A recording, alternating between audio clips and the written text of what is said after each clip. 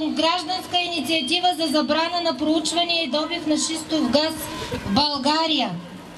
България има 7 приоритета: духовност, история, образование в духа на човешките добродетели, а не в стил робско-консуматорско мислене, раждаемост, земеделие, туризъм, икономика. Някой от много години подменя тези приоритети, като размахва пачка с пари, а сега обещава енергийна независимост. Но ние не продаваме водата и земята си. Спираме подмяната на ценностната система. Никакви пари не могат да платят безвъзвратното унищожаване на природата, отравянето на водата. Парите не се пият.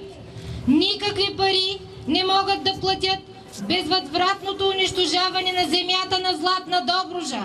Парите не се ядат. Ние ще съхраним чистата си земя и вода. Чиста земя! Чиста вода! Чиста земя! Чиста вода! Чиста земя! Чиста вода! Чиста земя!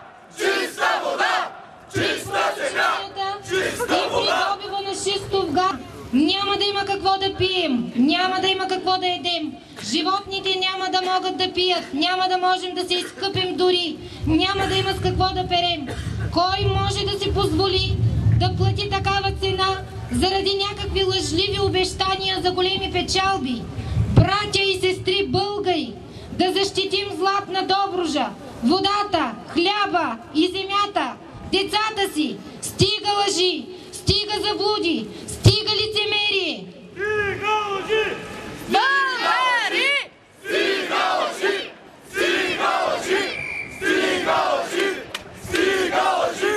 Стига лъжи! Това е геноцид за 1/3 от територията на България. Това е геноцид над всички хора в Разград, Силистра, Добрич, Шумен, Варна. Предвидени са 28 000 сонди и всяка една от тях се държа огромно количество токсични химикали. Искат да унищожат земеделието, туризма и да принудят хората да емигрират. Но ние ще спрем тази варварска технология. Заедно сме силни.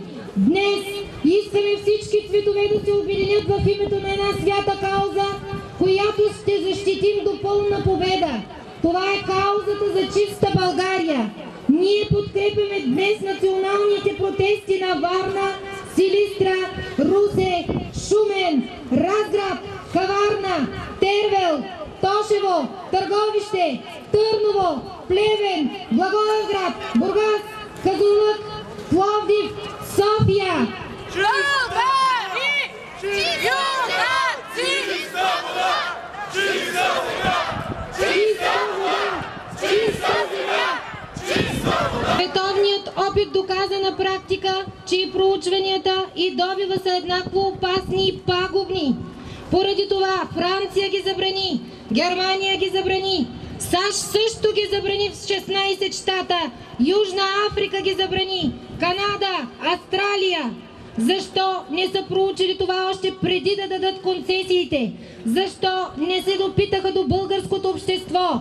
Защо не се съобразяват с съветите на евродепутатите, които ни приканват да бъдем внимателни и да не допускаме такава варварска технология, която нанася непоправими вреди?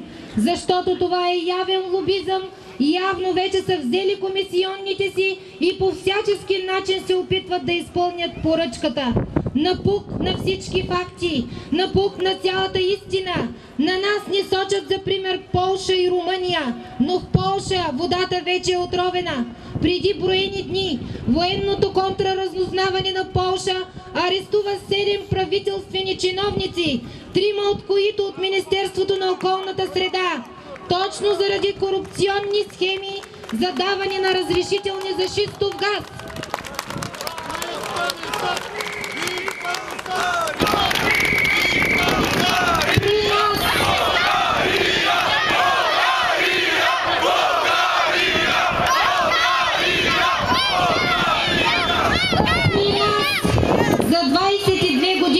мащабно разграбване на държавата чрез така наречените приватизации и концесии няма нито един осъден.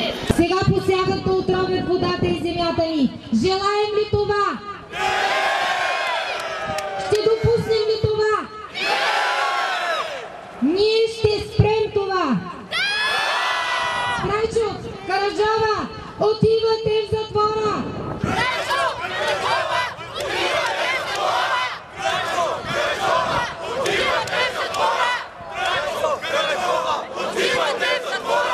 Призоваваме главния прокурор и омбудсмана на Република България да се самосезират и да не позволяват подписването на какъвто и да е договор за проучване на шистов газ, където и да е в България.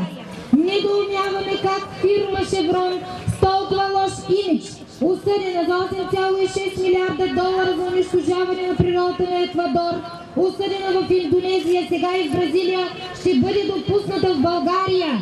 Спрете корупцията! Стига корупция! Стига корупция! Стига корупция! По закона за концесиите чуждестранните фирми дължат само 1-2% от това, което са открили в недрата на нашата мила земя. Било то злато или нефт, останалите 99% остават за тях. Водещи в Европа сме в производството на злато, но от това никой от нас не е останал по-богат. Само на хората в региона, където го добиват, им липсват 3 хълма и хората там живеят в бедност и нищета. Наложило се сами с вили и мотики да се преборят, като са изгонили работниците. Обещанията за големи печалби са много, но те са една илюзия. И това е поредната узаконена кражба. Но този път кражбата води след себе си пълна питейна и хранителна зависимост. В САЩ вече огромни територии са превърнати в пустиня. Има хиляди сигнали за отровена вода. По тези причини в щата Ню-Йорк забраниха със закон проучването на шистов газ, за да си запазят подпочвената питейна вода, по думите на самия кмет на Ню-Йорк. Нашия призив, нашата грижа трябва да бъдат не само да запазим България, но и цяла Европа. Призоваваме всички държави да вземат незабавни мерки с цел съхраняване на питейните източници. Чиста Добруджа! Чиста Добруджа! Чиста Добруджа! Чиста България! Чиста България! Чиста България! Чиста Европа! Чиста Европа! Чиста България! Чиста България! Чиста България! Искаме незабавен мораториум на тази варварска технология. Искаме закон за пълна забрана на проучванията и добива на шистов газ в България.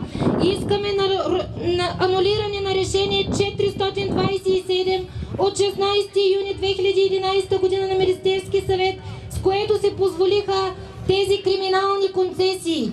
Искаме сигурност за нашите деца. Искаме незабавна оставка на виновните. Искаме подвеждане под съдебна отговорност за национално предателство. България е и ще бъде зона на чиста земя и чиста вода. Чиста България! Чиста България! Чиста България! Чиста България! Чиста България! Чиста Шеврон направи тайна среща във Варна с областните управители на цяла североизточна България. Среща, на която се говори за развитието на този регион. Среща, на която не бяха допуснати български депутати, които внесоха предложение за забрана на проучванията и добива на шистов газ. Каква наглост, какво безочие да се прави частна среща с държавни служители, без да се допускат мненията на двете страни. Какво чувство за безнаказаност и незасегаемост. Нямаше представители на гражданските организации. Очевидно става въпрос за корупционна схема на българското правителство с Шеврон. Компании, известни с лошия си имидж, действат чрез подкупи и лъжливи обещания и всеки, който повярва в тези лъжи, е или неграмотен, или корумпиран. Ясен и пресен пример са 7-те арестувани от правителството на Полша Полша във връзка с даване на разрешителни за шистов газ. Призовавам всички да се оттърсим от илюзията, че някой там горе от власт имащите мисли за нас и ще се погрижи за интереса на обикновения човек и националните приоритети на България. Газ не иска Добруджа! Газ не иска Добруджа! Това, което в момента се опитват да прокарат, е геноцидна политика, налагана отвън, чрез няколко корумпирани лица, предатели, изменници на националните ни интереси. Такива винаги е имало в историята на България. Има ги и в тези 22 години криминален период. Но ние ще спрем това. От нас зависи кога ще прекратим този криминален период. И смятаме, че моментът настъпи. Бездействието ни днес ще е равно на гибел утре. Не можем да си позволим тази цена. Стига! Стига корупция! Стига корупция! Стига корупция! Стига корупция! Стига корупция! Нека всеки да помогне. Призоваваме всички да се включат. Българина! Събуди се! Българина! Събуди се! Събуди се! Братя и сестри българи, днес стоим пред вас, водени единствено и само от безкрайната си обич към всички вас, към изстрадалата ни родина България. Тази държава, тази земя е отстоявана с кръв от дедите ни през вековете и е дадена специално за работа на българския народ. Народ, който е един от най-древните на земята и има специални задачи за бъдещето на цялото човечество. Ние носим в себе си любовта, носим добродетелите и не бива да ги потискаме. Напротив, ние трябва да ги развиваме, да ги предадем на западния свят. Заробват ни икономически, да нямаме сили и желание да се борим. Притискат ни с всякакви лостове за смазване на духа ни. Но ние ще спрем това. Осъзнайте се! Пробудете се! Дайте ход на духа да работи чрез вас, за да започнем да възраждаме държавата си, да възраждаме традициите си, да възраждаме духовността си и да изградим една нова България. Силна, здрава, преуспяваща, да бъдем уверени в собствените си сили. Заедно сме силни!